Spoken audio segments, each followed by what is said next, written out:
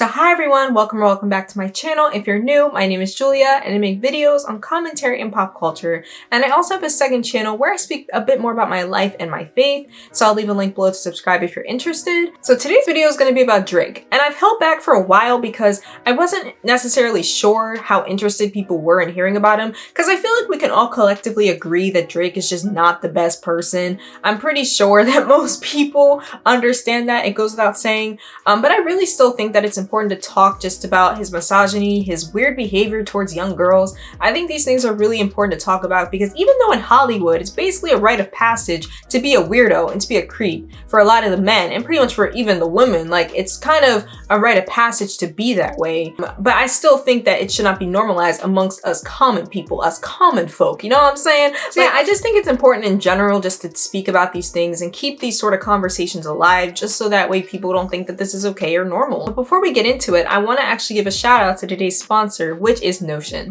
Alright y'all, so I can't wait to show you guys my Notion template because Notion is the only platform I use to outline my content, outline my scripts, and it's really been helping me set goals for the new year and just keep track of all my goals for 2023. So let's go to my Notion template. So this is actually my Notion home screen, and I actually used the template by a fellow YouTuber named Alexandra Ling, so I'll link her video in the description as well. But I love this template and I kind of just toyed around with it to make it fit me. So I have like a Bible verse here. This is an old vision board that I'm gonna fix up. But I really want to show you some of my great tools that I use in Notion. So some of the things I really use to track my goals and track things I want to do each and every day. This is my reading directory, and I have a photo of myself at a library. This is actually the George Peabody Library, which is regarded as one of the best libraries in the world. So I took a photo of myself here and I have that as the banner, and I kind of have my bookshelf full of books that I want to read. So these are all the books I'm reading currently, the author, the status, the format, and all of that. So it kind of helps me stay organized because I have a lot of books that I don't finish reading, as you can see all the dates here.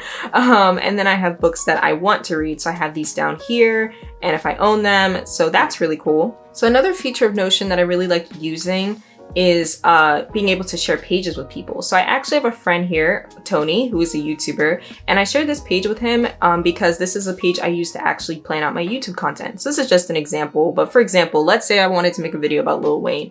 I have him here, the status, like whether I'm filming it, editing it, writing it, the format, so if it's for YouTube, Instagram, TikTok, the category. So I have all different types of things here. To show this off, this is like all the videos I've ever done on my channel, and I have them all in Notion here. So we can just kind of go into a random one. So like the Kylie Jenner video I made, I have like research and notes, the script. And so the script is really where the meat is. So I have like all of this, you know, written over here, and this really helps me just stay on track with my content. I can really make sure all my content is mapped out in here, and it's just so easy when I'm actually recording my videos to have all of this together. Again, I really love Notion just for the aesthetic, like being able to add all these different photos. And you know, when you use a template, you can really change it around to fit yourself, or you can kind of keep what the person has. So honestly, I kept this photo, I kept this photo. I just think like it's super cute, and it really makes me more motivated to want to work harder on my content and keep my content, you know, keep track of my content. And so I have like the record date, the publish date, just a lot of amazing features in Notion. So I really love Notion, and if you really want to get on track with your 2023 goals, I can't recommend Notion enough. If you'd like to use Notion, I'll leave a link below in my description, and you can really just get started and go crazy and plan like me. So thank you so much, Notion, for sponsoring this video, and let's get back to talking about Drake. So Drake is one of the most successful rappers of all time. He's had over 34 Billboard awards, he's sold over 170 million records, and he's regarded as one of the most influential rappers in hip-hop. So Drake is very decorated, he is very known, and he's definitely made his mark in the hip-hop and Hollywood industry. But even with that, he's still extremely polarizing. So basically with me, my little experience with Drake, because I used to be a fan of Drake, I used to listen to Drake heavily like 10 years ago, like literally 10, probably more than that, since I was like 11 or so, because I think I started listening to Drake like right after So Far Gone and right before Take Care. That was when I was like in early middle school and I was starting to get into hip hop and R&B and all this kind of stuff, like really getting into it. And, you know, I really enjoyed Drake, but I kind of started to fall off Drake because I felt like he was just really corny. And it's like, it's funny. I was in my music critic era back then. I was in my music critic era from like high school to early college. And so I was really into lyricism and lyrics. And I was like, bruh, these lyrics are trash. Like, I was just like, eh. And then I started to kind of see through his facade. I started to see through his facade by the time I was like 16 or so. I was like, this guy is fake. Like, this guy's so fake. And so I really think it's important. I'm gonna really talk about this whole facade, but I really saw like through it. I started to see through it. So then also Drake's actions just started to take a turn for the worst. And so I want to get into that. So I first want to bring up a Denver concert that Drake was a part of in 2010. This was his concert back when he was really starting to take off. This was right around So Far Gone.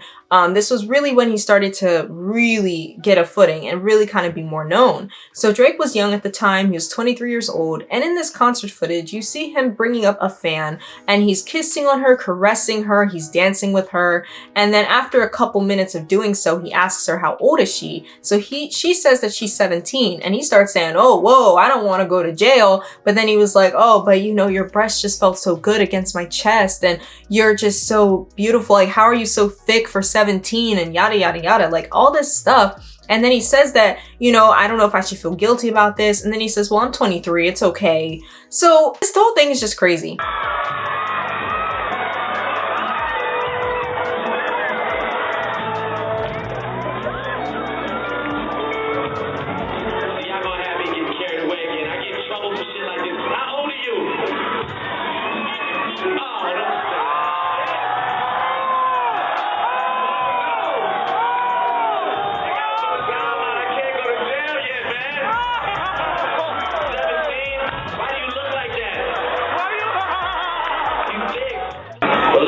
I had fun. I don't know if I should feel guilty or not, but I had fun. I like the way your breast feel against my chest. I just want to thank you.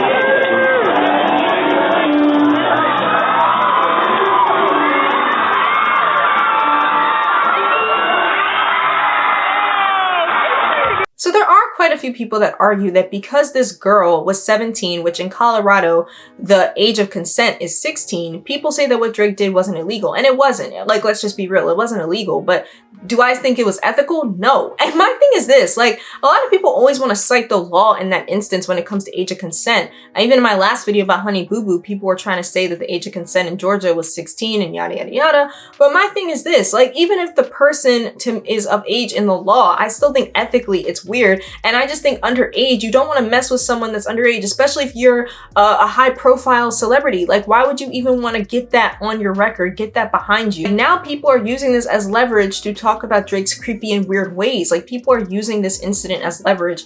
And so why would you even want to put yourself in that position? And again, ethically and morally, and I'm not just saying this because I'm a woman, I'm just saying this because I'm a person with human decency. Anyone under 18 is off limits. It doesn't matter what the law says. To me, that's off limits. It's just weird, it's gross, and you shouldn't risk it anyway. All right, so I want to make clear that Drake and this girl's age difference was 6 years, so 17 and 23. And once you get into your 20s, that age difference is really not that crazy. But what I really want to make clear is the fact that people will try to use this excuse of like, oh, girls mature faster than boys, girls mature faster than boys. And while that is true, I hate how people try to use that as an excuse for a person who's 16, 17 to date a guy in their early 20s. Because let's be real here.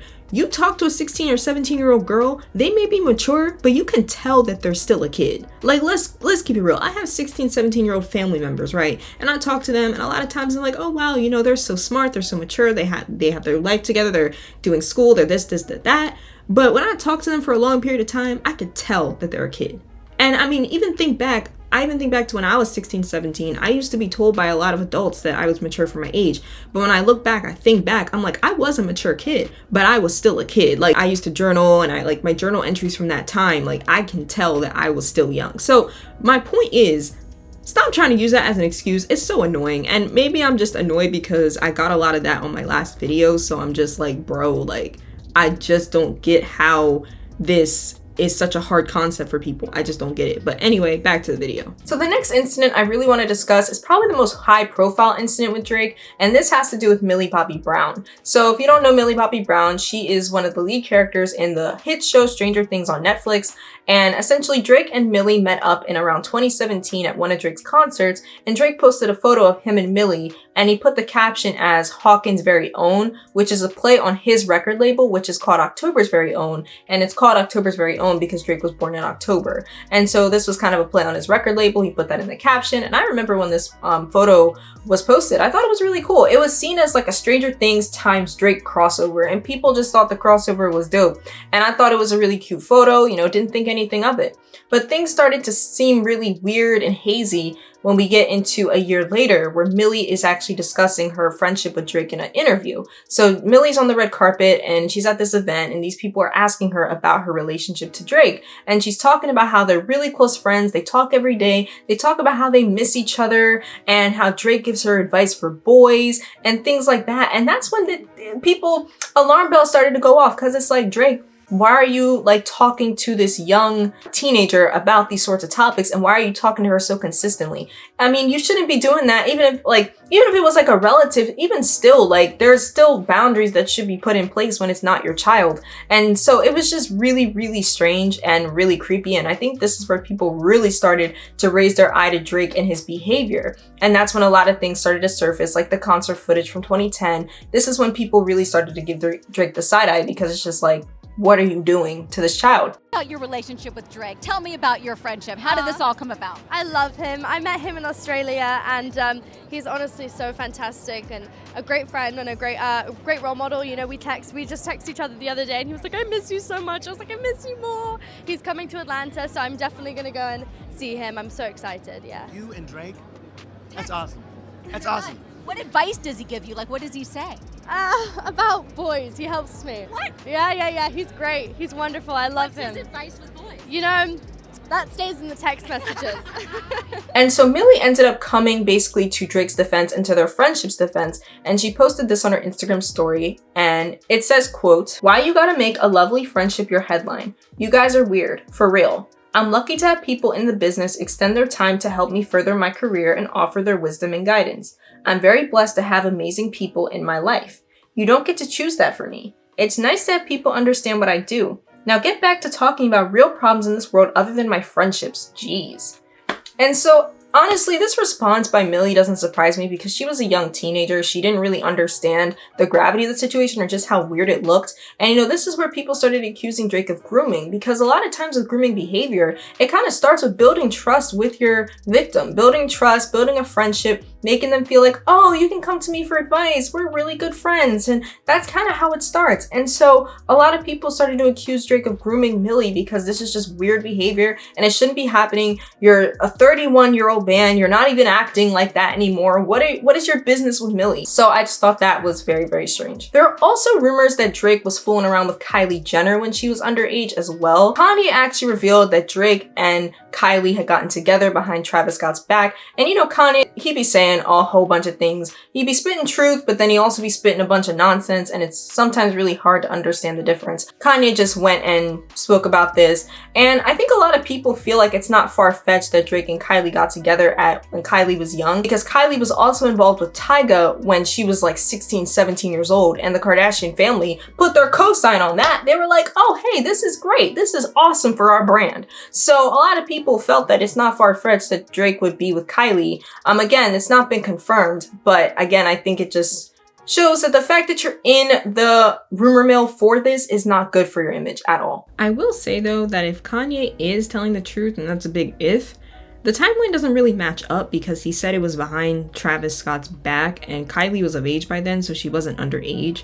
But again, that's just still a lot of speculation, and I don't really think it's good that Drake is tied up in that speculation. This then also leads us to accusations that Drake was talking to Billie Eilish when she was underage, because Billie Eilish revealed in an interview with Vogue that she and Drake were really good friends and that they text. And so then again, people are like, why are you talking to girls that are underage, Drake? What is your obsession? Why are you so obsessed with them?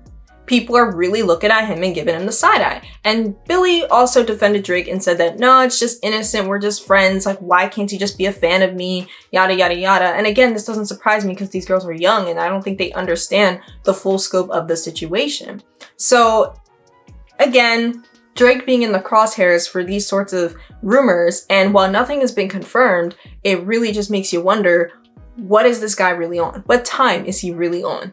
So next, I want to just touch briefly on his many infractions with just women in general. So older women with his exes, because he's had a lot of issues with them. And I kind of want to just touch on a few, and there's some that are as recent as November 2022, where he released his joint album with 21 Savage. And so he took shots at Serena Williams, he took shots at Megan Thee Stallion, he took shots at Serena's husband, he took shots at a lot of different people. And so, you know, I kind of want to also detail those experiences as well. So one of the instances of Drake disrespecting people in his album was against Serena Williams' husband, Alexis Ohanian. So Drake basically calls Alexis a groupie around the 3:35 mark in the song Middle of the Ocean. So Drake in this song says, quote, "Sidebar Serena, your husband a groupie. He claimed we don't got a problem, but no boo, it's like you coming for sushi." So, you know, again, calling Alexis a groupie. And Alexis actually responded to Drake and said, if this is my wife and child, yes, I will be a groupie for them. I will be a groupie for my family. And so, you know, obviously Drake is salty because him and Serena actually did date back in the day. So I'm assuming he's just salty that he couldn't get Serena. But, you know, if you really wanted Serena, you should have did what you could to actually have Serena. Whatever. Just petty. So another instance in this album where he came for woman celebrities was Megan Thee Stallion. And so he basically asserted in one of his songs that Megan wasn't really shot. And he also said that Megan wasn't really intelligent. And so, you know, the Megan Thee Stallion trial, if you're living under a rock, Megan Thee Stallion was reportedly shot by Tory Lanez. Tory Lanez is going to prison for this. There was a huge trial, a huge media circus over this whole thing. And, you know, a lot of people try to say, oh, she wasn't really shot. She wasn't really shot. Whatever. Like, she was shot, okay? And Tory was proven to be the shooter. So it is what it is. So he came for Megan Thee Stallion in this song trying to say that she wasn't really shot, trying to say that she wasn't smart, you know, like, oh, you have a college education, but it wasn't really worth anything, like all these sorts of things. And so Megan came at Drake. And so again, it's like, why are you coming for someone that didn't come for you? Like, whether you like Meg or not, like, why do you need to come for her when there was radio silence between the two of you? Like, there wasn't really any issues going on, at least not that I know of. So what was the point? There is also drama with Drake and his ex-girlfriend. So his ex-girlfriend was on Marvin's Room and she was on the other side of that phone call in that song. And so Drake essentially really gave a lot of credit to his ex-girlfriend. He allegedly said to her, you basically made that song. And Marvin's Room is one of Drake's most iconic and most well-known songs. It's a very well-known song of Drake. And so basically she was saying, why don't I get writing credit on this song? So Drake didn't give her any writing credits. Apparently I think Drake gave her like 2% of publishing or something of that sort, but she's saying, no, I deserve writing credit. So again, he's kind of cheating this girl out of like all of her just dues. And I mean, it's not like she literally sung on the song, but you did use her voice, you used her likeness. I think she does deserve something. Drake also has kind of come under fire for that. So there are so many more weird and just gross instances with Drake. We could go on and on and on and on and on about all of his instances. But one last thing I want to bring up has to do with an incident that happened last summer. And this was in July of 2022. Drake was at a restaurant and he took a photo of a stranger. And he basically captioned on his Instagram story, oh, she's a dime. I want to airdrop this to her. And a lot of people thought that was super creepy. It's like, you're just taking a random picture of somebody, you're infringing on her privacy. And people think, of all people, Drake should know about privacy because now you're putting this woman on your story. She's now being subject to thousands and thousands of criticism. You got angry fans or jealous fans coming for her. You got these men coming for her. You got a bunch of people coming for her. And a lot of people felt that that was just really disrespectful and creepy. And so it just kind of adds to Drake's list of, or barrage of just crazy behavior. Am I surprised at his behavior? No. So again, guys, you know, I just wanted to talk about Drake and his just craziness, his weirdness, his disgustingness towards young girls and women. There's so many more instances, but I really felt it was important to really highlight these, especially the Millie one. I think the Millie one really stuck out to me. There's so many other instances. I just think it's important to talk about these things so this behavior isn't normalized. And I really think the best way we can kind of just target these celebrities in a sense is to target them at their pockets. You know, if you you see a celebrity is acting in a way that is just sus, and even if nothing's been proven, if something makes you feel uncomfortable, you don't have to support them. That's the way you hit them the most. You hit their pockets, you hit them their money. You don't need to support them. That's how they lose a lot of their star power, is when they're not getting paid, okay? When they can't pay them record labels back, you're really hitting them. So I think it's just important that we really consider who we support and that we continue to have these conversations so stuff like this isn't seen as normal. So yeah, I just wanted to get that off my chest. I hope you guys enjoyed this video. Please let me know what y'all think, if you agree, if you disagree, any other moments of Drake you want to bring up. You know, I think we can have a dialogue in the comments. And again, I thank you guys so much for watching, and I'll see y'all in my next video. Bye!